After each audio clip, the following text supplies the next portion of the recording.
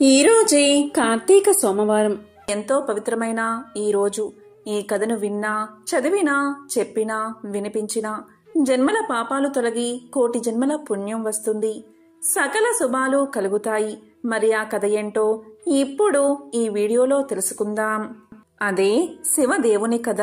తెలుగుదేశమున ఒకానొక గ్రామసీమలో బీదవాడైన శివయ్య అనే పేరుగల బ్రాహ్మణుడు నివసిస్తూ ఉండేవాడు. అతను రాజేశ్వరి అనే ఆమెను పెళ్లాడి కాపురం చేస్తూ ఉన్నాడు. కొంతకాలానికి ఆ దంపతులకు ఒక కొడుకు, ఒక కూతురు కలిగారు. పుత్రుని పేరు సదాశివుడు, పుత్రిక పేరు దాక్షాయిని. బీదవాడు అవడం వల్ల శివయ్య భిక్షాటనం చేసి భార్యాబిడ్డలను పోషించుకుంటూ ఉండేవాడు. ఇలా కొంతకాలం గడిచిన తర్వాత తన భార్యతో శివయ్య ఇలా చెప్పాడు: ఓ రాజేశ్వరి, మనం ఈ దరిద్రావస్థను భరించలేకపోతున్నాం. నేను తిరుపతి పుణ్యక్షేత్రానికి వెళ్లి స్వామిని దర్శించి అక్కడ కష్టపడి కొంత ధనాన్ని సంపాదించి తిరిగి వస్తాను. నీవు బిడ్డలను జాగ్రత్తగా చూస్తూ ఉండు అని చెప్పి శివయ్య ప్రయాణమై వెళ్తున్నాడు. శివయ్య అలా వెళ్తూ ఉండగా ఒక ముసలి బ్రాహ్మణుడు ఎదురయ్యాడు. ఆ బ్రాహ్మణుడు శివయ్యతో ఇలా పలికాడు: ఎవరు నాయనా నీవు అని అడిగాడు. అప్పుడు శివయ్య ఇలా చెప్పాడు: ఓ మహానుభావా, ఆ కనిపిస్తున్న పల్లెయే నా గ్రామం. చాలా బీద కుటుంబీకుడిని. ఒక భార్య, 2 పిల్లలు ఉన్నారు. సంపాదించింది చాలక దరిద్ర బాధ భరించలేక తిరుపతికి వెళ్లి ధనార్జన చెయ్యాలి అనే తలంపుతో ఇల్లు విడిచి బయలుదేరాను అని చెప్పాడు. అదంతా విన్నా ముసలి బ్రాహ్మణుడు నవ్వుతూ ఇలా పలికాడు: ఓయి వెర్రినాయనా, తిరుపతికి వెళ్ళినంత మాత్రాన, ప్రభు దర్శనం చేసినంత మాత్రాన నీవు ధనాన్ని సంపాదించుకోగలవా?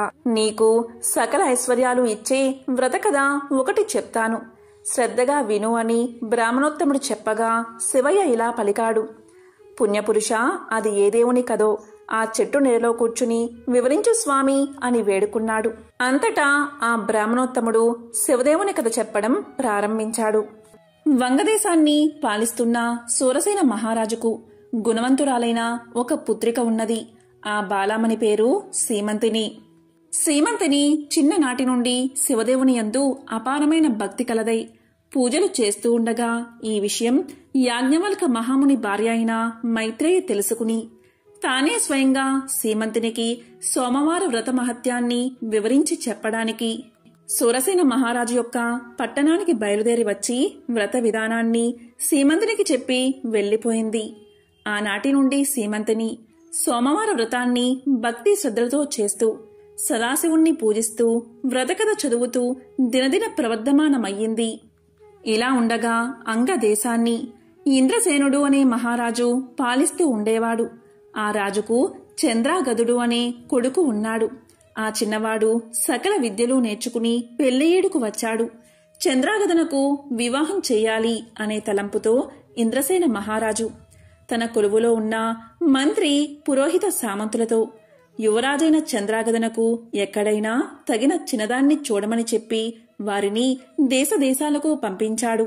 వారు అనేక దేశాలు తిరిగి తిరిగి చివరకు వంగదేశ పరిపాలకుడైన సూరసేన మహారాజు పట్టణానికి చేరుకున్నారు.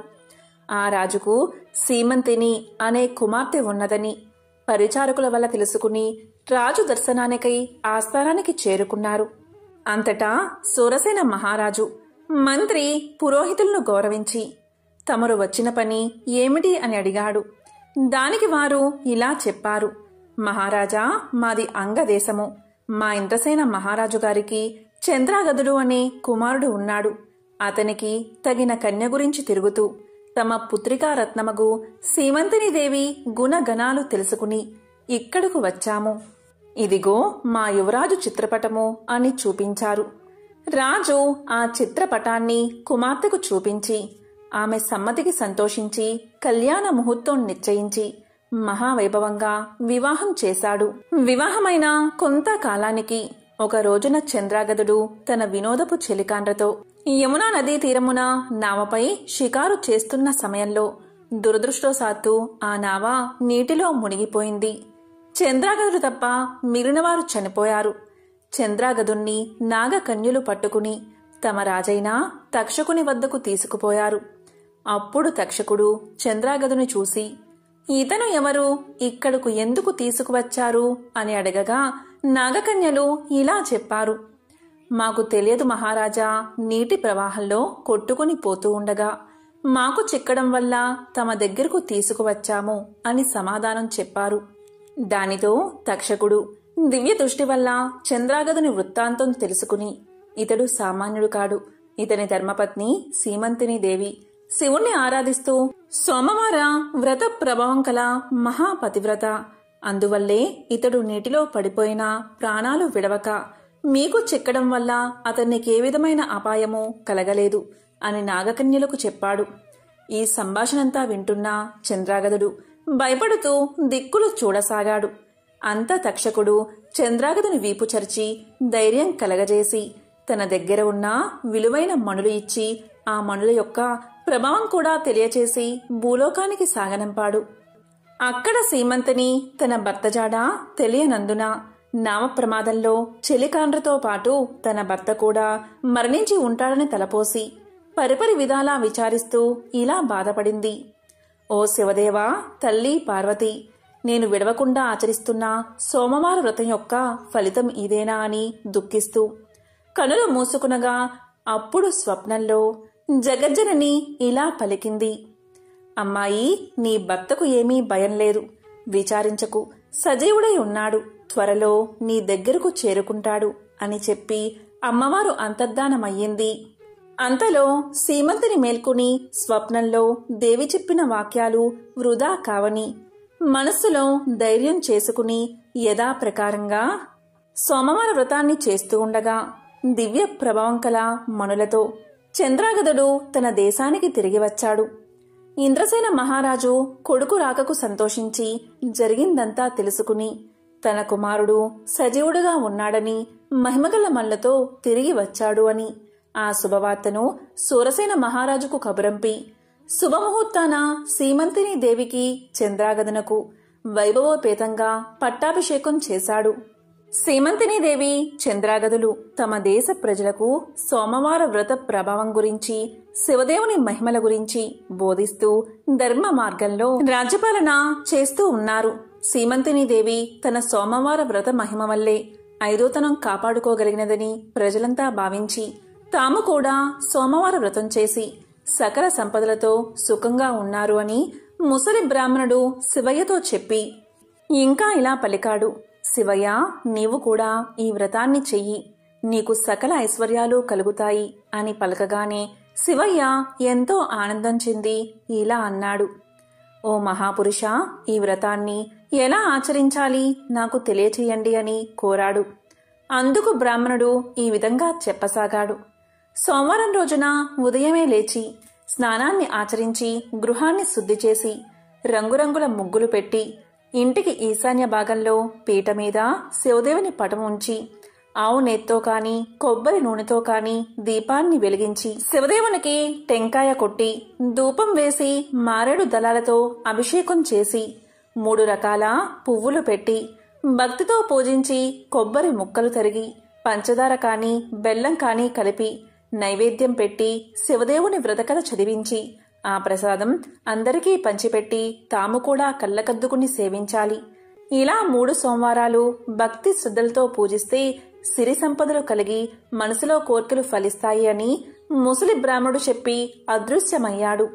కడునిష్టతో వింటున్న శివయ్య బ్రాహ్మణుణ్ణి గానక, ఆహా, ఈ మహానుభావుడే నా పాలిట దేవుడు, నా అవస్థను చూసి నాకీ ఉపదేశం చేశాడు అని భావించి తిరిగి ఇంటికి వెళ్లి జరిగిందంతా భార్యకు తెలియచేశాడు. అప్పుడు భార్యాభర్తలు 3 సోమవారాలు భక్తి శ్రద్ధలతో శివదేవుణ్ణి పూజించి ప్రసాదం ఇరుగు పొరుగు వారికి పంచిపెట్టి సుఖంగా ఉండగా వారికి దరిద్ర బాధలు పోయి అష్టైశ్వర్యాలు కలిగాయి. కొన్నాళ్లకు ధనగర్వంచే వ్రతం చేయడం మానేశారు. వెంటనే శివదేవుడికి కోపం వచ్చి వీరి గర్వం అణచాలి అని మళ్లీ దరిద్రులుగా చేశాడు. దరిద్ర దశలో ఉన్న శివయ్య మరలా యథాప్రకారంగా భిక్షాటనకు ఒక గ్రామానికి వెళ్లి యాచించగా, ఈవేళ మేము శివదేవుని పూజ సోమవార వ్రతము చేసుకుంటున్నాము, ఇప్పుడు భిక్ష వేయడానికి వీలు లేదు అన్నారు. అయ్యో, సోమవార వ్రతాన్ని మర్చిపోయినందునే మాకీ గతి పట్టింది, చాలా అపచారం చేశాము అనుకుంటూ ఇంటికి వెళ్లి ఈ సంగతి భార్యకు జ్ఞాపకం చేశాడు. ఆమె భర్త మాటలు లెక్క చేయగా మొండిగా మాట్లాడినది. ఇక గత్యంతరం లేక శివయ్య పిల్లలతో నదిలో స్నానం చేసి వచ్చి శివదేవుణ్ణి పూజించి కథ చెప్పుకోవడానికి భార్యను వినడానికి రమ్మని పిలిచాడు. తాను కథ కూడా వినను అని ఆమె చెప్పగాని ఆమె నేత్రాలు కనిపించకుండా పోయాయి. అప్పుడు భర్త అయిన శివయ్య ఇలా పలికాడు. ఓసి పిచ్చిదానా, శివదేవుని పూజ మానావు, కథ కూడా విన్నన్నావు. నేను బేదవాడిని అయిపోయాను, నీవు అందురాలివి అయిపోయావు. కనుక చేసిన తప్పులు క్షమించమని లెంపలు వేసుకో అని గట్టిగా మందలించాడు. వెంటనే భార్య అలాగే చేసి స్నానాన్ని ఆచరించి సోమవార వ్రతాన్ని ఆచరించి ప్రసాదం కళ్ళకొద్దుకుని సేవించింది. వెంటనే కన్నులు కనిపించాయి. పోయిన ఐశ్వర్యం కలిగినది.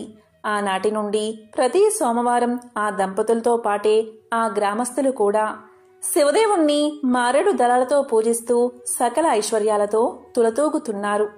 కాబట్టి ఈ సోమవార వ్రతము శివదేవుని పూజ ఎవరు చేస్తారో వారు ఇహమందు సర్వసుఖాలు, పరమందు మోక్షాన్ని పొందుతారు. ఈ కథ విన్నవారికి, చదివిన వారికి సాంబశివుడు సకల ఐశ్వర్యాలు ప్రసాదించునని సూత పౌరాణికుడు శౌనకాది ముళ్లకు బోధించాడు. ద్వాపర యుగంలో వంగ దేశంలో గొప్ప పరాక్రమవంతుడు, సూర్యుడు అయిన సువీరుడు అనే రాజు ఉండేవాడు. అతనికి రూపవతి అనే భార్య ఉండేది. ఒకసారి సువీరుడు శత్రురాజులచే ఓడించబడినవాడై భార్యతో అరణ్యానికి పారిపోయి ధనహీనుడై నర్మదా నది తీరమందు ఒక పర్ణశాలను నిర్మించుకుని కందమూలాలను, ఫలాదులను తింటూ కాలం గడుపుతూ ఉన్నాడు. కొన్ని రోజులకు అతని భార్య ఒక బాలికను కన్నది. ఆ బిడ్డను అతి గారభంతో పెంచుతూ ఉన్నారు. క్షత్రియ వంశమందు జన్మించిన ఆ బాలికకు ఆహారాది సదుపాయాలు సరిగ్గా లేనప్పటికీ శుక్లపక్ష చంద్రుని వలె దినదినాభివృద్ధి పొందుతూ అతిగారభంతో పెరుగుతూ ఉంది. ఆమె చూసేవారికి కనులకు పండుగగా, ముద్దులకు మాటలతో చాలా ముచ్చటగా ఉంది. దినాలు గడిచే కొద్దీ బాలికకు నిండు యవ్వన దశ వచ్చింది. ఒకరోజు వానప్రస్థుని కుమారుడు ఆ బాలికను చూసి ఆమె అందచందాలకు పరవశుడై ఆ బాలికను తనకిచ్చి పెళ్లి చేయమని రాజును కోరాడు. అందుకు రాజు ఇలా పలికాడు. ఓ మునిపుత్ర, ప్రస్తుతం నేను కడు బీద స్థితిలో ఉన్నాను. అష్టదరిద్రాలు అనుభవిస్తున్నాను. మా కష్టాలు తొలగడానికి కాను నాకు కొంత ధనమిస్తే నా కుమార్తెను ఇచ్చి పెళ్లి చేస్తాను అని చెప్పాడు. తన చేతిలో రాగి పైసైనా లేకపోవడం వల్ల బాలికపై ఉన్న మక్కువతో ఆ మునికుమారుడు నర్మదా తీరమున కుబేరుడి గురించి ఘోర తపస్సు చేసి కుబేరుణ్ణి మెప్పించి ధనపాత్ర సంపాదించాడు.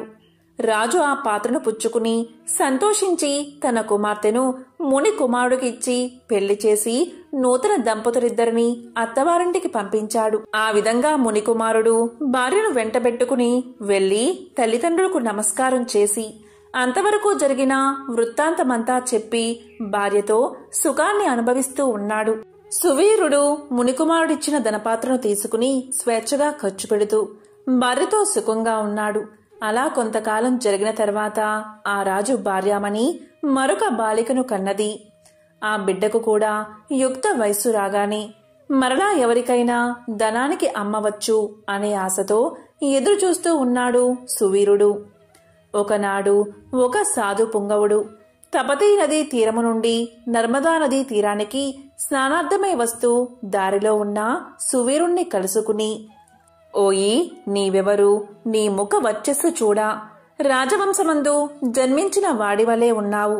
నీవి అరణ్యమందు భార్యా బిడ్డలతో నివసించడానికి కారణమేమిటి అని ప్రశ్నించగా సువీరుడు ఇలా పలికాడు. మహానుభావా, నేను వంగదేశాన్ని ఏలేటటువంటి సువీరుడు అనే రాజును. నా రాజ్యాన్ని శత్రువుడు ఆక్రమించడం వల్ల భార్యా సమేతంగా ఈ అడవిలో నివసిస్తున్నాను. దరిద్రం కంటే కష్టమేదీ లేదు. పుత్ర శోకం కంటే గొప్ప దుఃఖమూ లేదు. అలాగే భార్యా వియోగం కంటే గొప్ప సంతాపం మరొకటి లేదు. అందువల్ల రాజ్య భ్రష్టున్నై ఈ అడవిలోనే సకుటుంబంగా బతుకుతున్నాను. నాకు 2 కుమార్తెలు. అందులో మొదటి కుమార్తెను ఒక మునిపుత్రుడికి ఇచ్చి వాని వద్ద కొంత ధనం పుచ్చుకున్నాను. దానితోనే ఇంతవరకు కాలక్షేపం చేస్తున్నాను అని చెప్పగా, ఓ రాజా, నీవు ఎంతటి దరిద్రువైనా ధర్మ సూక్ష్మాలు ఆలోచించక కన్యను అమ్ముకున్నావు. కన్యా విక్రయం మహాపాతకాల్లో ఒకటి. కన్యను విక్రయించిన వారు అసిపత్ర వనమును నరకాన్ని అనుభవిస్తారు. ఆ ద్రవ్యంతో దేవముని పితృదేవతా ప్రీత్యర్థం ఏ వ్రతం చేసినా వారు నశిస్తారు. అదీ కాక కన్యా విక్రయం చేసిన వారికి పితృదేవతలు పుత్ర సంతానం కలగకుండా శపిస్తారు. అలాగే కన్యను ధనమిచ్చుకుని పెళ్లాడిన వారు చేసే గృహస్థ ధర్మాలు వ్యర్థమవడమే కాక అతడు మహానరకాన్ని అనుభవిస్తాడు. కన్యా విక్రయం చేసిన వారికి ఎలాంటి ప్రాయశ్చిత్తం లేదని పెద్దలు వక్కానించే ఉన్నారు. కాబట్టి రాబోయే కార్తీక మాసమున నీ రెండవ కుమార్తెను నీ శక్తి కొలది బంగారు ఆభరణాలతో అలంకరించి సదాచార సంపన్నుడికి ధర్మబుద్ధి కలవాడికి కన్యాదానం చెయ్యి. అలా చేస్తే గంగా స్నానం చేసిన ఫలితం, అశ్వమేధ యాగం చేసిన ఫలితం పొందడమే కాదు, మొదటి కన్యను అమ్మిన దాని పాపఫలం కూడా పోగొట్టుకోవచ్చు అని రాజుకు హితబోధ చేయగా, అందుగా రాజు చిరునవ్వు నవ్వి, ఓ మునివర్య, దేహ సుఖం కంటే దాన ధర్మాల వచ్చే ఫలం ఎక్కువ. తాను బతికుండగా భార్య బిడ్డలతోనూ సిరి సంపదలతోనూ సుఖంగా ఉండక చనిపోయిన తరువాత వచ్చే ఏదో మోక్షం కొరకు ప్రస్తుతమున్న అవకాశాన్ని చేతులారా జార విడవమంటారా? ధనము బంగారం కలవారే ప్రస్తుత లోకంలో రాణింపగలరు. కాని ముక్కు మూసుకుని నోరు మూసుకుని బక్క చిక్కి శల్యమై ఉన్న వారిని లోకం గుర్తిస్తుందా, గౌరవిస్తుందా? ఐహిక సుఖాలే గొప్ప సుఖాలు. కాబట్టి నా రెండవ కుమార్తెను కూడా నేనడిగినంత ధనము ఎవరు ఇస్తారో వారికే ఇచ్చి పెళ్లి చేస్తాను, కాని కన్యాదానం మాత్రం చెయ్యను అని నిక్కచ్చిగా చెప్పాడు. ఆ మాటలకు సన్యాసి ఆశ్చర్యపడి తన దారిన తాను వెళ్లిపోయాడు. మరికొన్ని రోజులకు సువీరుడు మరణించాడు. వెంటనే యమభటులు వచ్చి వాణ్ణి తీసుకుపోయి యమలోకంలో అసిపత్ర వనము అనే నరకంలో పడేసి అనేక విధాలుగా బాధించారు.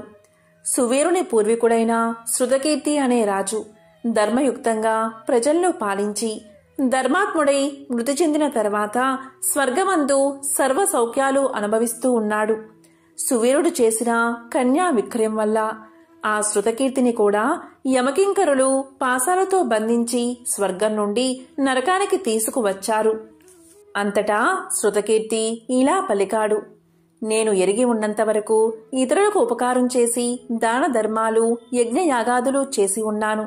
నాకీ దుర్గతి ఎందుకు కలిగింది అని మనసులో అనుకుని నిండు కొలువులో తీరి ఉన్న యమధర్మరాజు దగ్గరకు వెళ్లి నమస్కారం చేసి, ప్రభూ, నీవు సర్వజ్ఞుడవు, ధర్మమూర్తివి, బుద్ధిశాలివి, ప్రాణికోటినంతా సమానంగా చూస్తావు. నేనెన్నడూ ఏ పాపము చేసి ఉండలేదు. నన్ను స్వర్గలోకం నుంచి నరకలోకానికి తీసుకురావడానికి కారణమేమిటో సెలవియ్యండి అని ప్రాధేయపడ్డాడు. దానికి యమధర్మరాజు శృతకీర్తిని చూసి, శృతకీర్తి, నీవు న్యాయమూర్తివి, ధర్మజ్ఞుడవు, నీవు ఎటువంటి దురాచారాలు చేసి ఉండలేదు. అయినా ఏంటి, నీ వంశీయుడైన సువీరుడు తన జ్యేష్ఠ పుత్రికను ధనానికి ఆశించి అమ్ముకున్నాడు. కన్యను అమ్ముకునేవారి పూర్వీకులు ఇటు 3 తరాల వారు, అటు 3 తరాల వారు. ఎంతటి పుణ్యపురుషులైనా నరకాన్ని అనుభవించడమే కాక నీచ జన్మలు ఎత్తవలసి ఉంటుంది. నీవు పుణ్యాత్ముడివని ధర్మాత్ముడివని నాకు తెలుసు. నీకు ఒక ఉపాయం చెప్తాను. నీ వంశీయుడైన సువీరుడుకు మరి ఒక కుమార్తె ఉన్నది. ఆమె నర్మదా నదీ తీరాన తన తల్లి వద్ద పెరుగుతుంది. నా ఆశీర్వాదం వల్ల నీవు మానవ శరీరం దాల్చి అక్కడికి వెళ్లి ఆ కన్యను వేద పండితుడైన శీలవంతుడైన కార్తీక మాసమున సాలంకృతముగా కన్యాదానం చేయించు. అలా చేస్తే నీవు, నీ పూర్వీకులు, సువీరుడు, మీ పితృగణాలు కూడా స్వర్గలోకానికి చేరుకుంటారు. కార్తీక మాసంలో సాలంకృత కన్యాదానం చేసినవాడు మహాపుణ్యాత్ముడవుతాడు. పుత్రికా సంతానం లేనివారు తమ ద్రవ్యంతో కన్యాదానం చేసినా లేక విధి విధానంగా ఆబోతులకు వివాహం చేసినా కన్యాదాన ఫలితం కలుగుతుంది. కనుక నీవు వెంటనే భూలోకానికి వెళ్లి నేను తెలిపిన విధంగా చేసి ఆ ధర్మ కార్యం వల్ల నీ పితృగణాల్ని తరింప చేసుకో. పోయి రమ్ము అని పలికాడు యముడు. శృతకీర్తి యముడికి నమస్కారం చేసి సెలవు తీసుకుని నర్మదా తీరమున ఒక పర్ణ కుటీరంలో నివసిస్తున్న సువీరుడి భార్యను కుమార్తెను చూసి సంతోషపడి ఆమెతో యావత్తు విషయాలు వివరించి కార్తీక మాసమున సువీరుని రెండవ కుమార్తెను సాలంకృత కన్యాదాన పూర్వకంగా చతుర్వేదాలు చదివిన ఒక బ్రాహ్మణ యువకుడికిచ్చి అతి వైభవంగా వివాహం చేశాడు. అలా కన్యాదానం చేయడం వల్ల సువీరుడు కూడా పాప విముక్తుడై స్వర్గలోకంలో ఉన్న పితృదేవతలను కలుసుకున్నాడు. కన్యాదానం వల్ల మహాపాపాలు కూడా నాశనమైపోతాయి. ఒకసారి ముళ్ళంతా కలిసి చేసిన ఆ వినమ్రపూర్వకమైన అర్థింపునకు సూత మునీంద్రుడు ఎంతగానో సంతోషించి ఇలా పలికాడు. ఓ ముని శ్రేష్ఠులారా, మీరు సామాన్యులు కారు. ప్రతి నిమిషం భగవత ఆరాధనలో తనువు మనస్సులను విలీనం చేసిన తాపసోత్తములు మీరు. నియమనిష్టలతో కూడిన సదాచార సంపన్నులు, సచ్చీలురు. నిస్వార్థ చింతనతో మీరు ఏది చేసినా ఏది కోరినా అది లోక కళ్యాణం కోసమే అవుతుంది. కాబట్టి మీలాంటి అభిలాష గలవారికి చెప్పగలగడం కూడా ఒక విశేషమే. ఆ భాగ్యం నాకు మీ వల్లే రావడం నా పూర్వజన్మ విశేషం. కాబట్టి నేను కూడా ధన్యుణ్ణే అన్నాడు సూతుడు. మళ్ళీ సూతుడు ఇలా పలికాడు. ఇంత సౌమ్యంగా నన్ను చెప్పండి అని అర్థించడంలోనే మీరెంత ఉన్నత చరిత్రలో అర్థమవుతుంది. అయినా మీరు కోరిన కోరిక సామాన్యమైనది కాదు. ఆదిపురుషుడైన ఆ పరమేశ్వరుడి గురించి ఎంత చెప్పినా ఇంకా ఎంతో కొంత మిగిలే ఉంటుంది. చెప్పిన తరువాత అంతా తెలిసినట్లే ఉంటుంది. కానీ ఆలోచిస్తే ఇంకా తెలుసుకోవడానికి ఎంతో ఉందన్న విషయం ఆశ్చర్యాన్నే కాదు, అభిలాషను రేకెత్తిస్తుంది. సదాతనుడు, సనూతనుడు, సనాతనుడు అయిన సర్వేశ్వరుడి లీలలు చాలా విచిత్రమైనవి. ఆయన చేతలు ఎవరికీ అంత తేలిగ్గా అర్థం కావు. ఆయన గురించి తెలుసుకోవడం అంటే ఒక రకంగా సృష్టి గురించి తెలుసుకోవడమే అవుతుంది. ఎందుకంటే సృష్టి ఆయన, ఆయనే సృష్టి అంటూ సూతుడు సౌనకాది మహర్షులకు ఇలా చెప్పడం ప్రారంభించాడు. ఒకసారి మార్కండేయుడు అనే గొప్ప శివభక్తుడు శివుడు గురించి పూర్తిగా తెలుసుకోవాలి అన్న అభిలాషతో బ్రహ్మలోకానికి వెళ్లి వాణి విరించకు భక్తితో నమస్కారం చేసి ఇలా పలికాడు. విధాత, నాకు పరమేశ్వరుడి గురించి, ఆయన మహత్యం గురించి కూలంకుషంగా తెలుసుకోవాలని ఉంది. మీరు తెలియచేసి ధన్యుణ్ణి చెయ్యండి అంటూ ప్రార్థించాడు. అందుకు బ్రహ్మ ఇలా పలికాడు. నాయనా, శివుడి గురించి తెలుసుకోవాలి అంటే నాకంటే బాగా కేశవుడికే తెలుసు, అంటే నారాయణుడికే తెలుసు. కాబట్టి నీవు వైకుంఠానికి వెళ్ళి నారాయణ్ణి అర్థించు అని చెబుతాడు బ్రహ్మ. ఇక బ్రహ్మ చెప్పిన మేరకు మార్కండేయుడు సరాసరి వైకుంఠానికి చేరుకుంటాడు. అక్కడ శేషతల్పంపై లక్ష్మీదేవి పాదాలు ఒత్తుతూ ఉండగా శయన రూపంలో ఉన్న శ్రీ మహావిష్ణువును చూసి చేతులు జోడించి వివిధ రకాలుగా ప్రార్థనలు చేస్తాడు మార్కండేయుడు. మార్కండేయుడు చేసిన స్తోత్రానికి పరవశుడై విష్ణుమూర్తి ఇలా పలుకుతాడు. మార్కండేయ, నీవు వచ్చిన పని చాలా విశిష్టమైనది. పరమేశ్వరుడి గురించి తెలుసుకోవాలి అనే అభిలాష, ఉత్సుకత, సంకల్పం ఎంతో ఉన్నతమైనది. అయితే మహాశివుడి ఆశాంతం తెలిసిన వారు ఎవరూ లేరు. కాబట్టి నీవు పరమేశ్వరుడి దగ్గరకు వెళ్ళి ఆయన గురించి తెలుసుకోవాలి అన్న నీ సంకల్పాన్ని వ్యక్తం చెయ్యి. నీ కోరిక తప్పక తీరుతుంది అన్నాడు వైకుంఠవాసుడు. మన సంకల్పం బలంగా ఉంటే అది ఎలా అయినా తీరుతుంది. ఒకసారి ప్రయత్నించగానే ఫలితం రాలేదని కుంగిపోకుండా విసుగుతో అనుకున్న దాన్ని మధ్యలో విడిచిపెట్టకుండా అది తీరే వరకు ప్రయత్నిస్తూనే ఉండాలి. సంకల్ప బలం, చిత్తశుద్ధి ఉంటే అది తీరేందుకు భగవంతుని సాయం కూడా తప్పకుండా లభిస్తుంది. ఇక్కడ భగవంతుని సాయము అంటే అది తీరేందుకు మార్గం లభ్యం కావడమే అని గ్రహించాలి. మార్కండేయుడికి కూడా అదే జరిగింది. మహాశివుడి మహిమలు తెలుసుకోవాలి అన్న కోరిక మార్కండేయుడిలో బలంగా ఉంది. ఆ ప్రయత్నంలో ఇప్పటికే బ్రహ్మ విష్ణువులను అడిగి కొద్దిగా నిరాశకు గురైన తన కోరిక తీర్చగలిగే తెరువును తీరుతుందన్న భరోసా పొందగలిగాడు మార్కండేయుడు. దాంతో అతని పయనం కైలాసం వైపుకు సాగింది. ఇంతకీ ఈ మార్కండేయుడు ఎవరో ఇప్పుడు తెలుసుకుందాం. అనగనగా మృకండు అనే ఋషి ఉండేవారు. మృకండు శివుడి గురించి ధ్యానం చేసుకునే సమయంలో మృగాలు అతన్ని రాసుకుంటూ పోయినా కూడా పట్టించుకునేవాడు కాదట. అలాంటి మృకుండునికి మరుద్వతి అని సాధ్వి భార్యగా ఉండేది. భగవన్నామ స్మరణలో హాయిగా జీవితాన్ని గడుపుతున్న ఆ దంపతులకి ఒకటే లోటు. అది ఏంటి అంటే పిల్లలు లేకపోవడం. దీంతో సంతాన భాగ్యం కోసం వారిద్దరూ వారణాసి క్షేత్రానికి చేరుకుని శివుణ్ణి పూజించడం మొదలుపెట్టారు. ఆ దంపతుల దీక్షకు మెచ్చిన శివుడు వారి ముందు ప్రత్యక్షం అయ్యాడు. కాని ఆ పరమేశ్వరుడికి వారిని పరీక్షించాలని అనిపించిందో ఏమో. మీకు తప్పకుండా పుత్ర సంతానాన్ని ప్రసాదిస్తాను. కాని ఎలాంటి పుత్రుడు కావాలో మీరే నిర్ణయించుకోండి.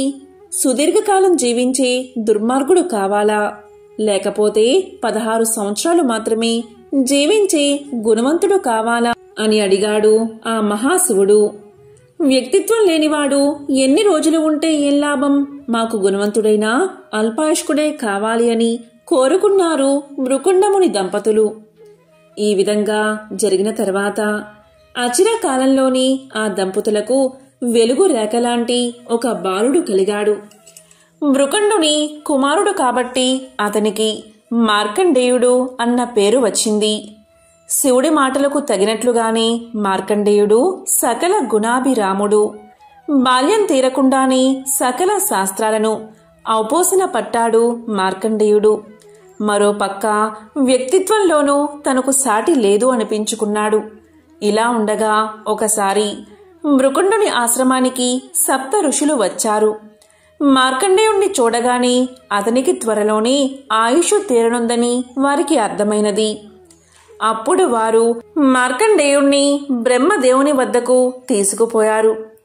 మార్కండేయుణ్ణి చూసిన బ్రహ్మ అతడిని నిరంతరం శివారాధన చేస్తూ ఉండమని సూచించాడు. అందరూ కలిసి శివనామ స్మరణ చేత అకాల మృత్యువు దరిచేరదని మార్కండేయుడికి తెలియచేశారు. ఇక పెద్దల మాటల మేరకు ఒక శివలింగం ముందర కూర్చుని శివ ధ్యానాన్ని మొదలుపెట్టాడు మార్కండేయుడు. ఒక పక్క అతని మృత్యు గడియలు సమీపిస్తున్నాయి. మరో పక్క నోటి నుంచి శివనామ స్మరణ ఆగడం లేదు సరికదా. ఒక్కో నిమిషం గడిచే కొద్దీ మరింత జోరుగా సాగుతుంది. యముని ఆదేశం మేరకు మార్కండేయుణ్ణి తీసుకురావడానికి బయలుదేరారు యమభటులు. కాని మార్కండేయుణ్ణి తీసుకురావడం కాదు కదా, అతని దరిదాపుల్లోకి కూడా వెళ్ళలేకపోయారు యమభటులు. ఇక ఆ పిల్లవాడిని తానే స్వయంగా తీసుకురావాలి అనుకున్నాడు యముడు. తన వాహనమైన మహిషాన్ని అధిరోహించి యమపాసాన్ని చేత పట్టుకుని మార్కండేయుడి వైపు సాగిపోయాడు. ఆ ధ్యానాన్ని ఆపి యువతలికి రా, నీ మృత్యువు సమీపించింది అని హూంకరించాడు యముడు. కాని యముడి మాటలను విన్న మార్కండేయుడు యువతలికి రాలేదు సరికదా, గట్టిగా ఆ శివలింగాన్ని పట్టుకుని మృత్యుంజయ మంత్రాన్ని పఠించడం మొదలుపెట్టాడు. ఇక యముడికి ఏం చెయ్యాలో దిక్కుతోచలేదు. ఆఖరి అస్త్రంగా తన పాసాన్ని మార్కండేయుడి మీదకు వదిలాడు యముడు. కాని మార్కండేయుడితో పాటుగా ఉన్న శివలింగానికి ఆ పాసం తగలగానే శివుడు కాలరుద్రుడై బయటకు ఉరికాడు. తన మీదకి తన భక్తుని మీదకి పాసాన్ని విడుస్తావా అంటూ యముడిని ఒక్క పెట్టున సంహరించాడు మహాశివుడు. ఆ సందర్భంలోనే శివుడికి కాలాంతకుడు అనే బిరుదు వచ్చింది. అంటే కాలాన్ని, మృత్యువుని సైతం అంతం చేసినవాడు అని అర్థం. కాని యముడే లేకపోతే ఈ లోకంలో చావు పుట్టుల జీవన చక్రం ముందుకు సాగేదెలా? అందుకని దేవతలందరి ప్రార్థన మేరకు శివుడు శాంతించి తిరిగి యముణ్ణి జీవింపచేశాడు. అయితే మార్కండేయుడి జోలికి అతను ఇక రాకూడదని, ఆ మాటకు వస్తే శివభక్తుల ఎవ్వరినీ కూడా నరకానికి తీసుకుపోకూడదని హెచ్చరించి వదిలేశాడు పరమేశ్వరుడు. ఈ ఘట్టం తమిళనాడులోని తిరుక్కడయార్ అనే ప్రాంతంలో జరిగిందని ఒక నమ్మకం. మార్కండేయుడు అప్పటి నుంచి చిరంజీవిగా ఉండడమే కాదు, అష్టాదశ పురాణాల్లో ఒకటైన మార్కండేయ పురాణాన్ని కూడా రాశాడు. శివకేశవుల లీలలే కాకుండా దేవి మహత్యం కూడా లోకంలో నిలిచిపోయేలా ఈ పురాణం సాగుతుంది. ఎంతో పవిత్రమైన విశేషమైన ఈ కథను విన్నవారికి అకాల మృత్యుదోషాలు తొలగిపోతాయి, యమబలం తొలగిపోతుంది, శివానుగ్రహం కలుగుతుంది. శివపురాణం ప్రకారం సముద్రంలో నీరు ఉప్పుగా ఉండడం వెనుక ఒక కథ ఉంది. ఈ కథను విన్నంతనే శివపార్వతుల అనుగ్రహం మీకు కలుగుతుంది. మరి ఆ కథ ఏంటో ఇప్పుడు విందాం. శివ పురాణం ప్రకారం పార్వతీదేవి శివుణ్ణి భర్తగా పొందాలని ఆశపడింది. శివుడిని ప్రసన్నం చేసుకుని తన కోరిక తీర్చుకోవాలని తపస్సుకు పూనుకుంది. పార్వతీదేవి తపస్సు చేస్తూ ఉండగా సముద్రుడి కళ్ళు పార్వతీదేవిపై పడ్డాయి. పార్వతీదేవి రూపాన్ని చూసి సముద్రుడు మోహించాడు. ఎలా అయినా ఆమెను తన సొంతం చేసుకోవాలి అనుకున్నాడు. నేరుగా పార్వతీమాత ముందే పెళ్లి ప్రస్తావన తెచ్చాడు. అప్పుడు పార్వతీమాత, నేను పరమేశ్వరుడి కోసం తపస్సు చేస్తున్నాను, ఆయన్ని వివాహం చేసుకుంటాను అని సముద్రుడి ప్రతిపాదనను తిరస్కరించింది. పార్వతీదేవి ఇలా అనేసరికి సముద్రుడు కోపంతో ఊగిపోయాడు. శివుడిలో లేనివెన్నో నాలో ఉన్నాయి, అలాంటిది నన్ను కాదని శివుణ్ణి వివాహమాడతానని చెబుతావెందుకు? నేను ప్రజల దాహాన్ని తీరుస్తాను. నా నీరు పాలలా తీయగా స్వచ్ఛంగా ఉంటుంది.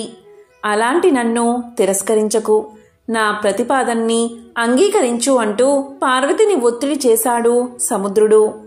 సముద్రుడి మాటలకు పార్వతీదేవి ఆగ్రహం చెంది, నువ్వు ఏ నీటిని అయితే చూసుకుని గర్వపడుతున్నావో ఆ నీరు ఎవ్వరూ తాగనంత కఠినంగా ఉప్పుగా మారిపోతుంది.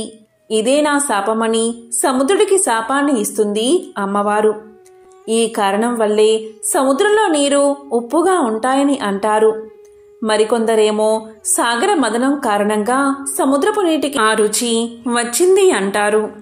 మహాభారతంలో కురువృద్ధుడు భీష్ముడు అంపశయ్య మీద ఉండి మృత్యువు కోసం ఎదురు చూస్తున్నాడు.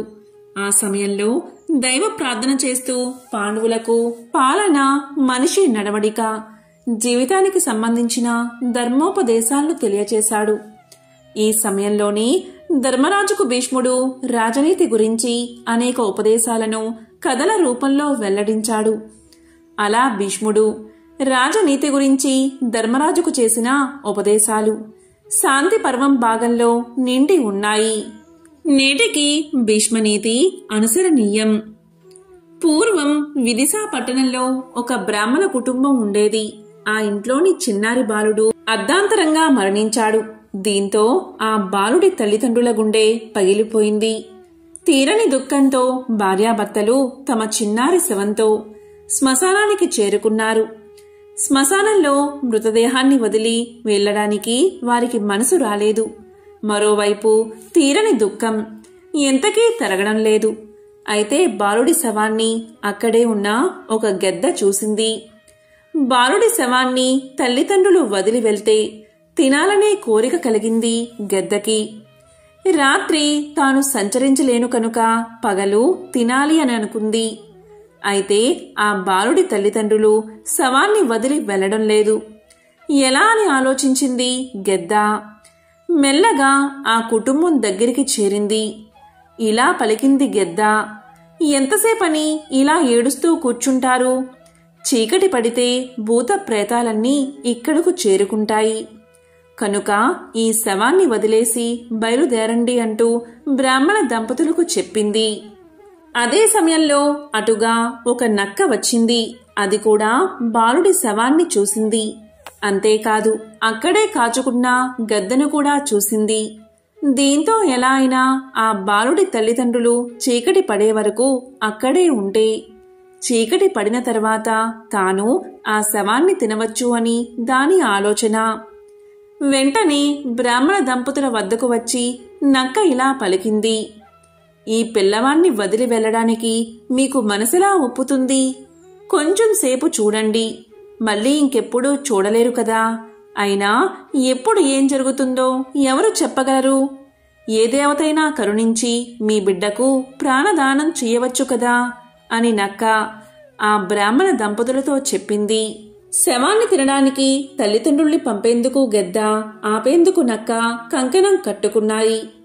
దీంతో గద్ద, నేను 100 ఏళ్లుగా ఈ ప్రపంచాన్ని చూస్తున్నాను. ఇప్పటి వరకు చచ్చిన వారు తిరిగి బతికిందే లేదు.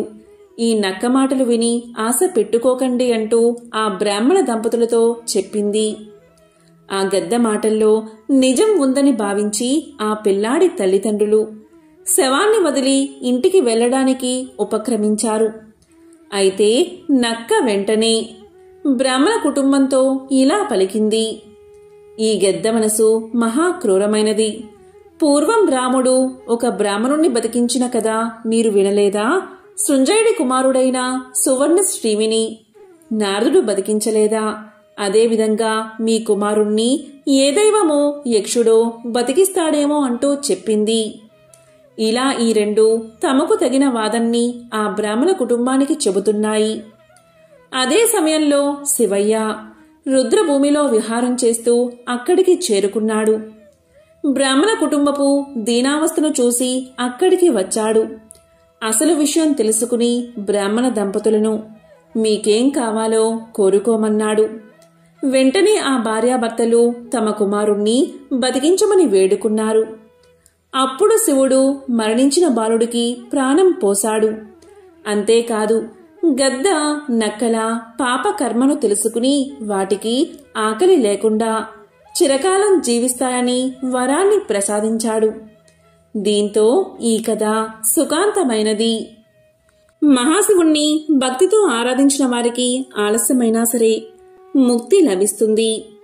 పరమేశ్వరుడు హిమాలయాల్లో తపస్సు చేసుకుంటూ ఉండగా పర్వతరాజైన హిమవంతుడు తన పుత్రిక అయిన పార్వతిని పరమేశ్వరుడి సేవకై ఉపయోగించాడు. అలా పార్వతీదేవి పరమేశ్వరుడికి సేవ చేస్తూ ఉండగా దేవతల కోరికపై మన్మధుడు అక్కడికి వచ్చాడు. చెట్టు చాటు నుంచి శివుడిపై పుష్పబాణం ప్రయోగించాడు. తపస్సులో ఉన్న శివుడు తన మనసులో కలిగిన కలవరపాటుకు చింతించి అందుకు గల కారణం కోసం నలుదిక్కులా పరిశీలించాడు. మన్మధుడు కనిపించాడు. అప్పుడు కోపంతో శివుడు 3వ కన్ను తెరచి ఆ కంటి మంటల్లో మన్మధుణ్ణి మసి చేసేశాడు. కొంతకాలం తర్వాత గణపతి ఆ బూడిదను 2 చేతులతో పోగు చేస్తూ ఉండగా ఆ బూడిద నుంచి భయంకర ఆకారంతో రాక్షసుడు ఒకడు ఉద్భవించాడు. అతడే బండాసురుడు. ఇతడు పెరిగి పెద్దవాడై ఘోరమైన తపస్సు చేసి పురుషుల వల్ల తనకు మరణం లేకుండా వరం సంపాదించుకున్నాడు. వరబల గర్వితుడై బండాసురుడు దేవతా వర్గంపై దండెత్తి దేవతలను, మునులను, సాధువులను పీడించడం ప్రారంభించాడు. దేవతలు బండాసురుడి దురాగతాలకు తట్టుకోలేకపోయారు. తమ బాధల్ని బ్రహ్మదేవుడికి నివేదించుకున్నారు. దేవతలందరి పక్షాన బ్రహ్మదేవుడు విష్ణుమూర్తి వద్దకు వచ్చి ప్రార్థించగా ఒక మహాశక్తి వల్ల తప్ప బండాసురుడు మరణించడని విష్ణువు వివరించాడు. అప్పుడు దేవతలందరూ బ్రహ్మ, విష్ణువులతో కలిసి ఒక యాగం ప్రారంభించారు. ఆ యజ్ఞకుండంలో విష్ణువు తన సుదర్శన చక్రంలోని శక్తిని, బ్రహ్మ తన కమండలంలోని శక్తిని, శివుడు త్రిశూలంలోని శక్తిని, ఇంద్రుడు వజ్రాయుధంలోని శక్తిని సమర్పించారు. దేవతల కష్టాలు తీర్చవలసిందిగా పరాశక్తిని మరీ మరీ ప్రార్థించారు. అప్పుడు బ్రహ్మ విష్ణువుల ఆధ్వర్యంలో జరిగిన యాగం, ఆ యాగంలో దేవతలు చేసిన త్యాగం జగన్మాతను సంతృప్తిపరచగా ఆ యజ్ఞ వేదిక నుండి ఆమె ఆవిర్భవించింది. ఆమె శిరస్సుపై రత్న ఖచ్చితమైన సువర్ణ కిరీటం, ఆపై అర్ధచంద్రుడు ప్రకాశించసాగారు. ఆమె 4 చేతుల్లో పాశం, అంకుశం, చెరుకు విల్లు, 5 పుష్పబాణాలు ధరించింది. ఆ జగన్మాతను చూసి బ్రహ్మాది దేవతలు అనేక విధాలుగా స్తోత్రాలు చేశారు. వారి భక్తి భావాన్ని చూసి ఆమె ముచ్చటపడింది. బండాసురుణ్ణి సంహరించగలనని దేవతలకు ఆమె అభయాన్ని ఇచ్చింది. కొన్నాళ్లకు ఆ పరాశక్తి చతురంగ బలాలతో బయలుదేరింది. బండాసుర సంహారార్థమై బయలుదేరిన ఆమెను ఇరువైపులా వారాహీదేవి, శ్యామలాదేవి అనుసరించారు. పరిచారికలుగా తల్లి వెంట నిలిచారు. ససైన్యంగా తన పైకి యుద్ధానికి వస్తున్న పరాశక్తిని చూసి బండాసురుడు భయంకరమైన తన సేనావాహినిని ఆమె పైకి పంపాడు. యుద్ధం ప్రారంభమైనది. దేవి పంపిన సేనలు బండుని సేనలను సర్వనాశనం చేశాయి. అప్పుడు బండాసురుడు తన 30 మంది పుత్రులను దేవి సైన్యంపైకి పంపాడు. అంతటా పరాశక్తి తన కనుబొమ్మల మధ్య భాగం నుండి బాలాదేవతను సృష్టించింది. బండపుత్రులను సంహరించమని ఆజ్ఞాపించింది. పరాశక్తి ఆజ్ఞ మేరకు బాలాదేవత బండాసురుడి పుత్రులందరినీ సంహరించింది. తన పుత్రులందరూ మరణించడం చూసి బండాసురుడు తన 2 భుజాల నుంచి 2 రాక్షసులను సృష్టించాడు. ఒకడు విశ్రుకుడు, వేరొకడు విషంగుడు. వారిద్దరినీ జగన్మాతపైకి పురుకొల్పాడు. తన పరిచారికలైన వారాహి, శ్యామలా దేవతలను ఆజ్ఞాపించింది అమ్మవారు. జగన్మాత ఆజ్ఞానుసారం వారాహి దేవత విశ్రుకుణ్ణి తుద ముట్టించగా శ్యామలాదేవి విషంగుణ్ణి సంహరించింది.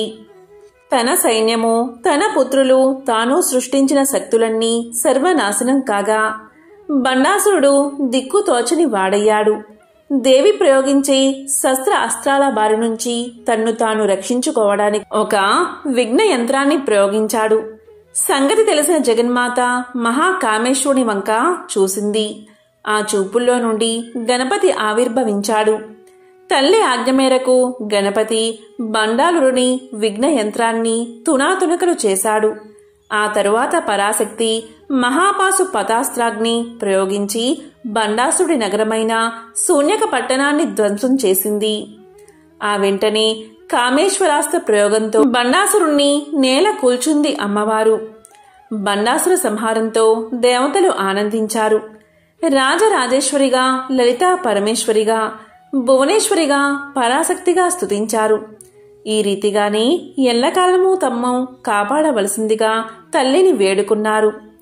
వాత్సల్యామృత వర్షిణి అయిన పరాశక్తి అలాగే అని వారికి అభయ ప్రదానం చేసి అంతర్ధానమైనది. దీంతో దేవతలందరూ సుఖశాంతులతో కాలం గడిపారు. ఎంతో పవిత్రమైన, విశేషమైన ఈ సోమవారం రోజు ఈ కథలను విన్నా, చదివినా, చెప్పినా, వినిపించినా జన్మల పాపాలు తొలగి కోటి జన్మల పుణ్యం వస్తుంది. సకల శుభాలు కలుగుతాయి. ఓం నమః శివాయ. ఓం శ్రీ మాత్రే నమః. ఓం నమో నారాయణాయ. ఓం శ్రీ మహాలక్ష్మియే నమః.